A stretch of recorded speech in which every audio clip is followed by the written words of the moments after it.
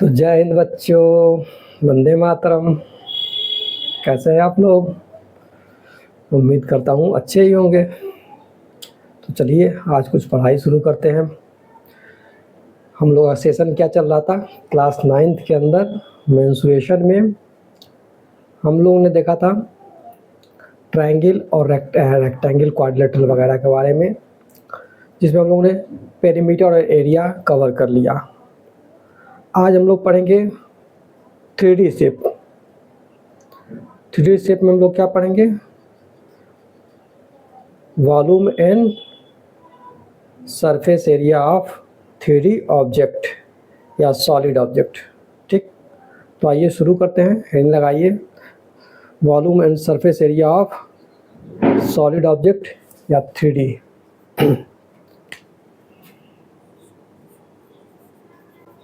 Volume and surface area of solid, this means 3D object. Solid क्या होता है? वह ऑब्जेक्ट, वह वस्तु जो स्थान घेरती हो। The object who occupied space is known as solid object या 3D ऑब्जेक्ट। ठीक है, हु ऑक्युपाइड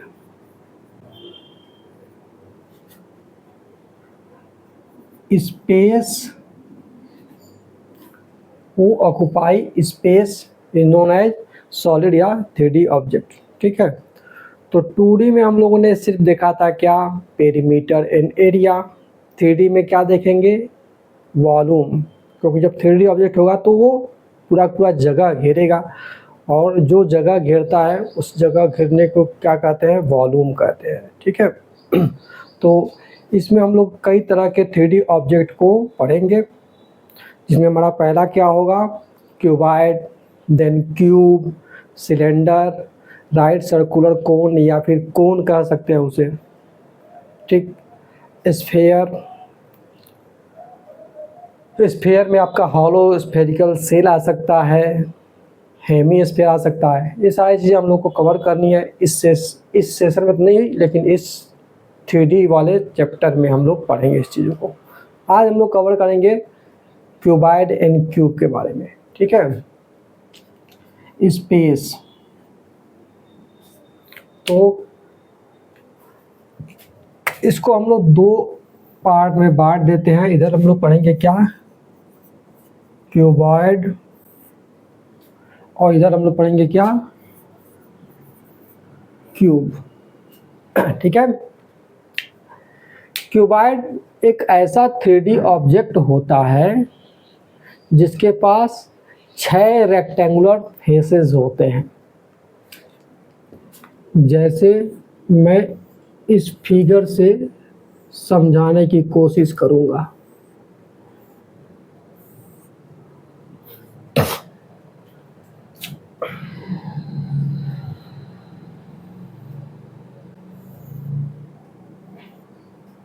आपके सामने ये जो 3D ऑब्जेक्ट दिख रहा है, ABCD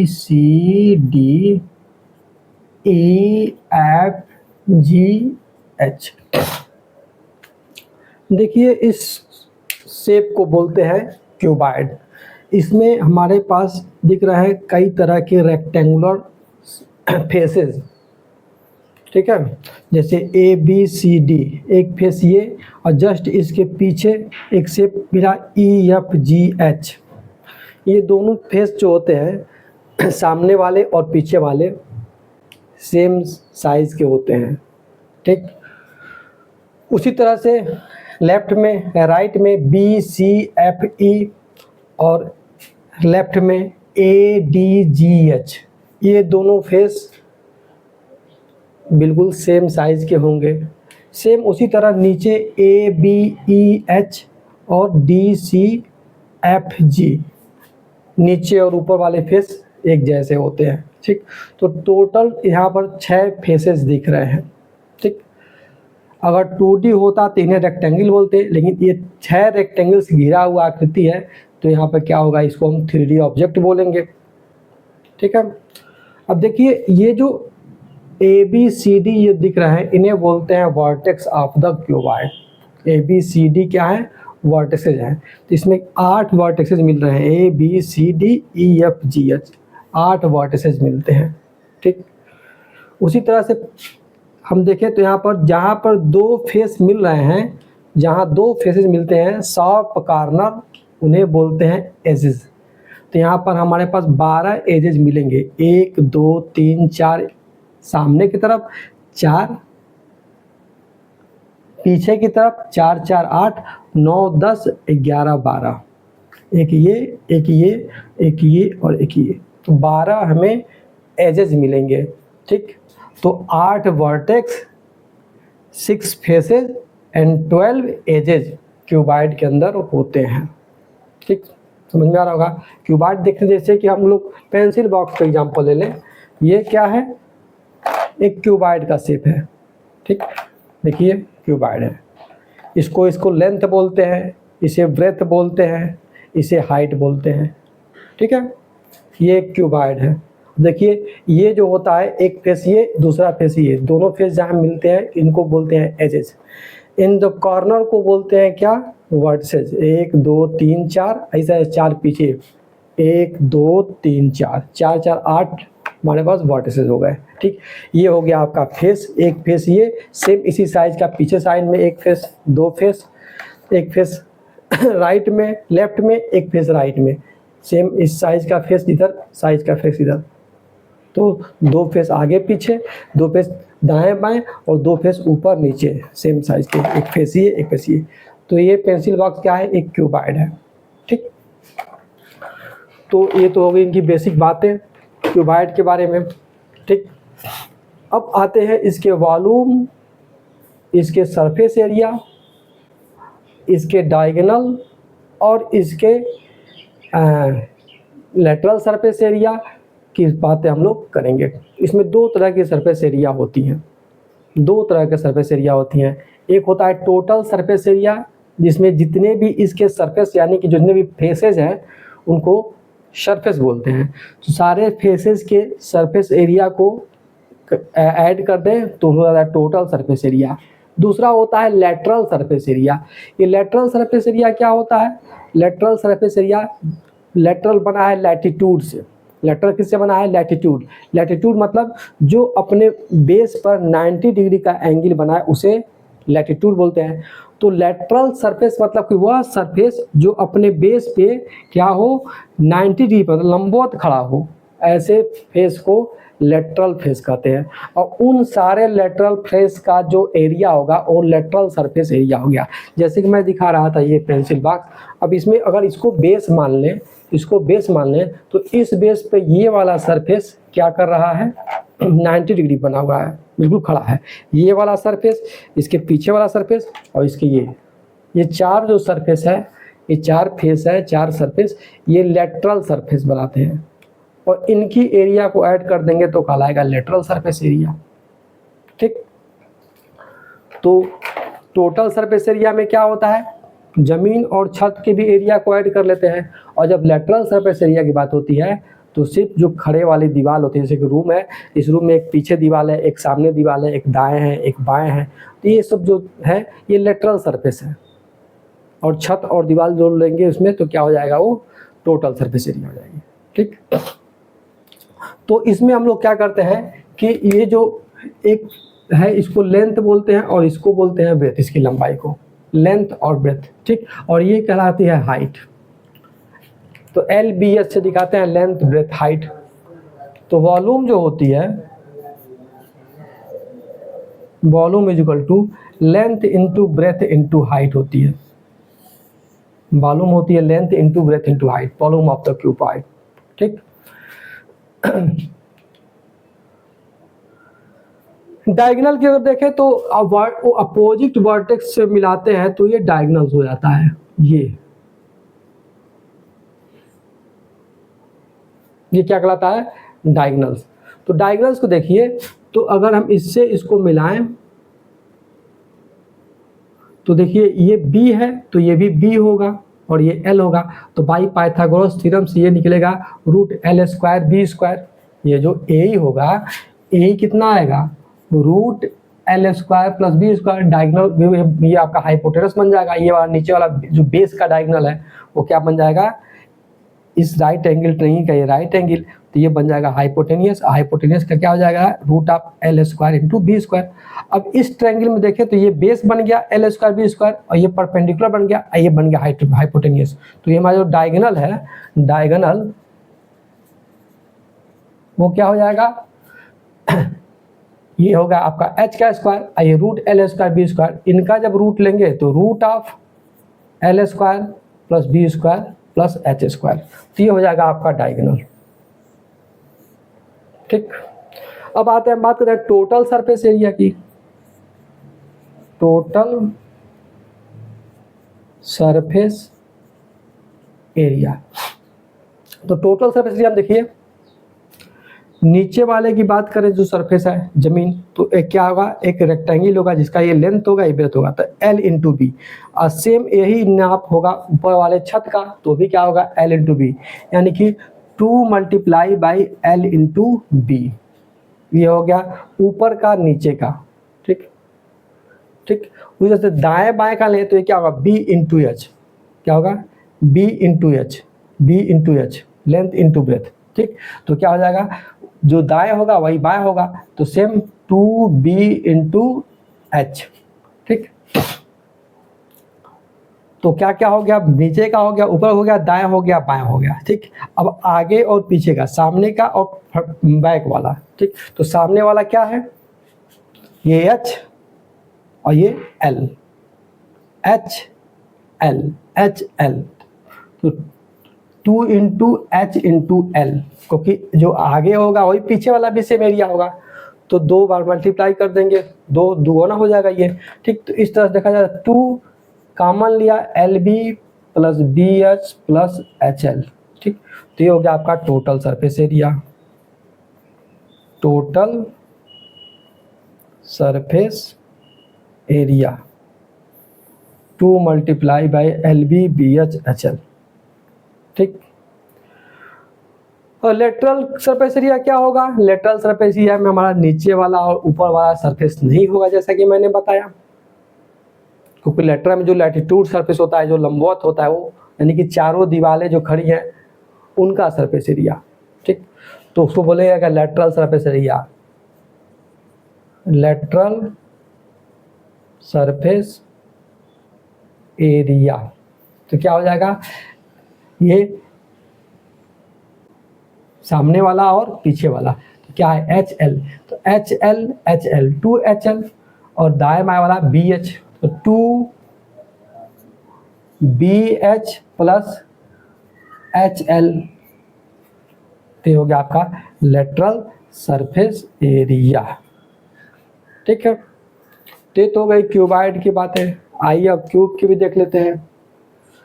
क्यूब की, तो क्यूब क्या होता है, क्यूब एक ऐसा 3D ऑब्जेक्ट होता है, क्यूब एक ऐसा 3D ऑब्जेक्ट होता है जो कि लंबाई चौड़ाई ऊंचाई जिसकी सब बराबर होती है, ऐसे ऑब्जेक्ट को बोलते हैं क्यूब। और जब सब बराबर होती है तो उस बराबर मेजरमेंट को हम बोलते हैं ए, लंबाई भी ए, चौड़ाई भी ए और ऊंचाई भी ए। ठीक, ऐसे शेप को क्या बोलते हैं, क्यूब बोलते हैं। ठीक है, जैसे कि एग्जांपल में मैं आपको दिखा दूं, ये क्या है, ये क्यूब, जो लंबाई है सेम वही चौड़ाई है, सेम वही ऊंचाई है। तो ऐसे क्या बोलते हैं, आप लोग बहुत देखा होगा। ये हो गया, आपको जो लूडो वाली गोटी मिलती है उसे भी क्यूब बोलते हैं। ठीक, तो ऐसे शेप को जिसकी लंबाई चौड़ाई ऊंचाई एक ही हो, क्या बोला जाता है, क्यूब बोला जाता है। अब इस क्यूब के वॉल्यूम डायगोनल्स की बात करें तो सब कुछ यही रहेगा, बस लेंथ ब्रेथ हाइट जो भी जहाँ भी है उसको हम लोग सेम मान लेंगे। ठीक, तो हमें सारे फार्मूले निकल के आ जाएंगे।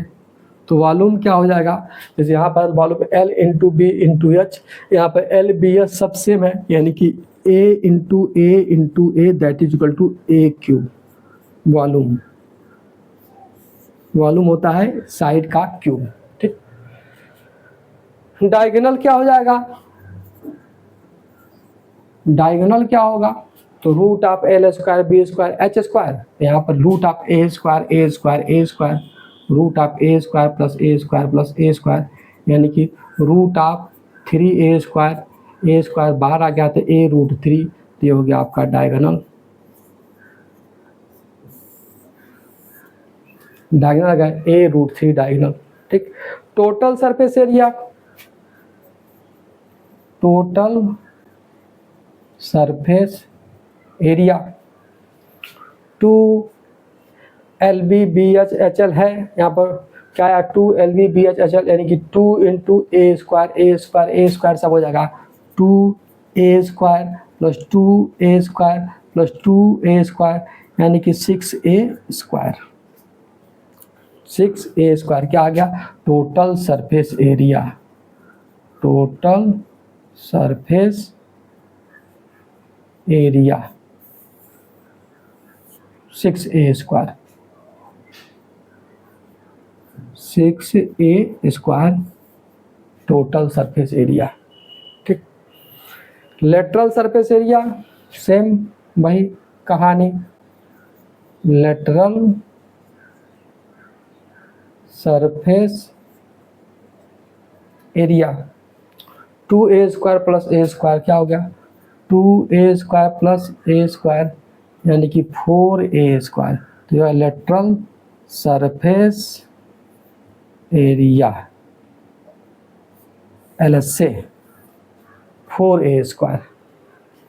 तो ये हो गया क्यूबाइड और क्यूब के बारे में बेसिक जानकारी। और इसमें जान जाइए जो इसकी जो यूनिट्स होती है, यूनिट दोनों की या किसी भी कहीं भी आप अगर देखें वॉल्यूम की बात करें तो जो यूनिट होती है वो जो भी यूनिट हमें दिया रहेगा उसका क्यूब, या इसको कहते हैं क्यूब यूनिट, यूनिट जो होती है वो क्यूब यूनिट होती है। जैसे कि अगर हमारा सारे मेजरमेंट अगर सेंटीमीटर में दिए रहेंगे तो वॉल्यूम निकालेंगे तो सेंटीमीटर क्यूब या क्यूब सेंटीमीटर होगा। सारे मेजरमेंट अगर मीटर में दिए रहेंगे तो सेंटीमीटर मीटर क्यूब या क्यूब मीटर रहेगा। किलोमीटर होगा तो मीटर क्यूब या क्यूब मीटर होगा, क्यूब किलोमीटर, ठीक। तो आइए कुछ क्वेश्चंस एग्जांपल्स वगैरह भी देख लेते हैं, ठीक है।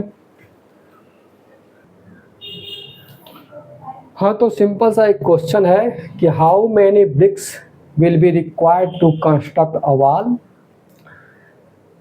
13.5 metre long, 6 metre high and 20.5 centimetre thick. It is given that the size of each brick is 27 centimetre by 12.5 centimetre by 9 centimetre, ठीक। कह रहा है कि एक दीवार को बनाने में कितने ईंटों की आवश्यकता होगी जबकि दीवार की लंबाई, ऊंचाई और मोटाई, चौड़ाई जिसको कहते हैं वो दिया हुआ है। देखिए यहाँ पे ये सेंटीमीटर में दिया हुआ है, ध्यान देने वाली बात है। यहाँ पे ये मीटर में, ठीक, क्योंकि वॉल्यूम निकालते समय मेजरमेंट का ये चीज़ देखना होगा कि जो हमारे दिया हुआ मेजरमेंट है वो सेम यूनिट में है कि नहीं, अदरवाइज हम ऐसे ही रखेंगे तो क्वेश्चन गलत हो जाएंगे, ठीक है। साइज ऑफ ईच ब्रिक्स दिया है, एक एक ईंट की जो लंबाई, चौड़ाई, ऊंचाई है ये दिया हुआ है सेंटीमीटर में, ठीक। तो एक ईंट की वॉल्यूम निकाल लेंगे, पूरे वॉल की वॉल्यूम निकाल लेंगे, पूरे वॉल की वॉल्यूम में एक ईंट के वॉल्यूम से डिवाइड करेंगे तो नंबर ऑफ ब्रिक्स पता हो जाएगा, हमें कैलकुलेट हो जाएगा, ठीक है। तो सॉल्यूशन ट्राई कर लीजिए, फिर देखिए क्या है। Length of wall 13.5 metre that is equal to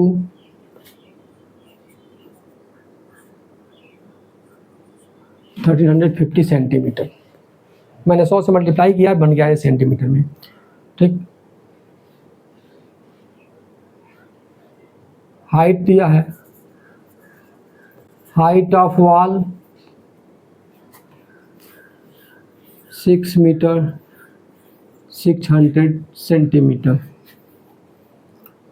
width of wall 12.5 centimetre, ये सेंटीमीटर में ही दिया हुआ है, ठीक। Therefore volume of wall 1350 600 22.5, ये आ गया सेंटीमीटर क्यूब में, ठीक।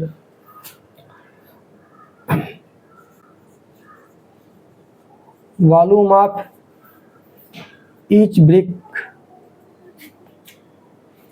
27 multiply by 12.5 multiply by 9 centimetre cube, ठीक।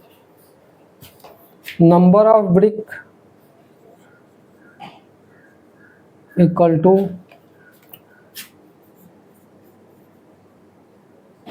Volume of wall divided bye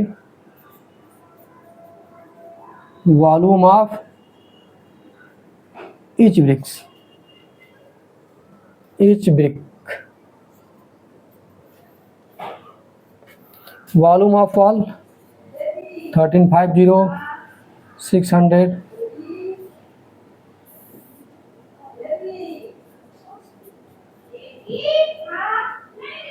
ठीक।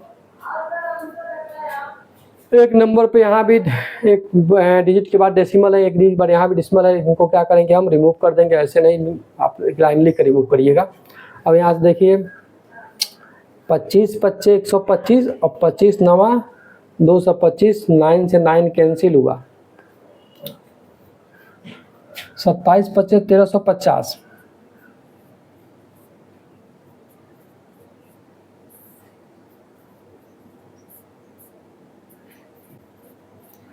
600 ब्रिक्स आएंगे, आंसर 600 ब्रिक्स की जरूरत होगी इस दीवार को कंस्ट्रक्ट करने में, ठीक है। तो नोट करिए, फिर एक क्वेश्चन और देखते हैं। तो एक सिंपल सा क्वेश्चन मैंने फिर ले लिया है, ये क्यूब पर बेस्ड है। Find the volume, total surface area, lateral surface area and the length of the diagonal of a cube, each of whose edge measure 20 centimetre. Edge तो बराबर ही होगा क्यूब का, each of the edge measure का कोई मतलब नहीं है। जब क्यूब की बात कर रहा है तो क्यूब क्या होता है, जिसकी सारे एज जो है सेम मेजरमेंट की होती है। ये क्यूब है, इसमें जो ए दिया है वो 20 सेंटीमीटर दिया हुआ है, सारा लंबाई चौड़ाई ऊंचाई क्या है 20 सेंटीमीटर, ठीक। सॉल्व करिए, देखिए वॉल्यूम हमको पता ही है, वॉल्यूम क्या होता है ए इंटू ए का क्यूब, ठीक, ए क्यूब। दिस मीन्स 20 इंटू 20 करिए या 20 का क्यूब करिए। सेंटीमीटर में दिया है तो सेंटीमीटर क्यूब हो जाएगा इसका यूनिट, जैसा कि मैंने बताया था, जो भी यूनिट दिया उसका क्यूब लगाते हैं, ठीक। तो क्या होगा 2 2 4 2 8 के आगे 3 0, 1 2 3 0, ठीक है। 8000 सेंटीमीटर क्यूब हो गया इसका वॉल्यूम, ठीक। टोटल सरफेस एरिया कितना होता है, total surface area of cube, एक सरफेस एरिया होता है ए स्क्वायर, टोटल 6 सरफेस होते हैं तो 6a स्क्वायर, तो 6a स्क्वायर 6 इंटू ए स्क्वायर यानी कि 20 का स्क्वायर, यानी कि 6 इंटू 400 यानी कि 2400 सेंटीमीटर स्क्वायर। सरफेस एरिया हमेशा स्क्वायर यूनिट में होती है, ठीक है। Lateral surface area, lateral surface area, lateral surface 4 surface होते हैं, आगे पीछे दाएं बाएं, यानी कि 4a स्क्वायर 4 इंटू 20 का स्क्वायर 4 इंटू 400 यानी कि 1600 सेंटीमीटर स्क्वायर। ठीक, अब क्या दिया है, पूछता है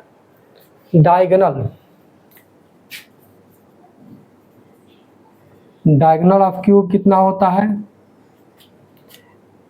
a√3, ए की वैल्यू है 20, √3 क्या होती है 3.732।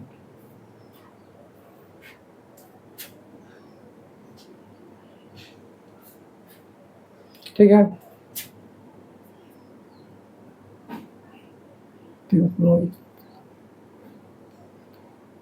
√3 नहीं तो होती है ना 3.732 ही शायद लेना है हमें, 1.732 सॉरी 1.732 क्या हो जाएगा 0 4 6